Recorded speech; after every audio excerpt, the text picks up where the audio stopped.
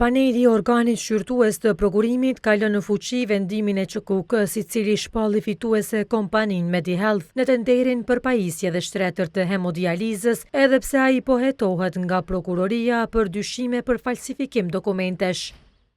Ankesa fillimisht ishte aprovuar nga ekspertët teknik të OSHP-s, të cilët kishin kërkuar i vlerësim të tenderit, por më pas paneli vendosi edhe një herë shqyrtim të ankesave, pasi vlerësoi se njëra nga to nuk ishte shqyrtuar plotësisht. Vendimin e panelit po e kundërshton kompania Komed, e cila ka dorëzuar padinë në gjykatën komerciale. Në padinë e dorëzuar, Komed ka bashkëngjitur dëshmi nga ekspertët që tregojnë se eliminimi i tyre nga ÇKUK-ja me arsyetimin e mungesës së kufirit të sipërm të marrjes së presionit të gjakut nuk ishte i drejtë. Eksperti teknik sqaron se arsyeja e eliminimit të padicit nga autoriteti kontraktues ÇKUK është në kundërshtim me kriteret e dosjes së tenderit, konkretisht aneksit 1.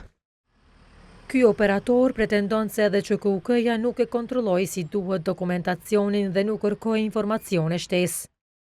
Autoriteti kontraktues ka për detyrim që të kërkojë informacione shtesë atëherë kur nga ofertat nuk mund të nxjerrë konkluzion nëse operatori plotëson apo jo kriteret e dosjes së tenderit me siguri.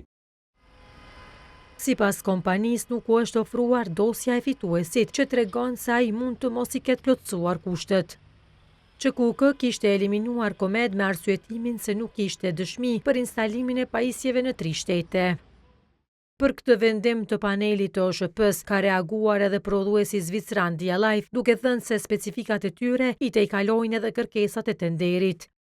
Vlera e tenderit ishte 843.000 euro, kompania fituese MediHealth kishte ofertuar me 781.000 euro dhe Komed me 679.000 euro.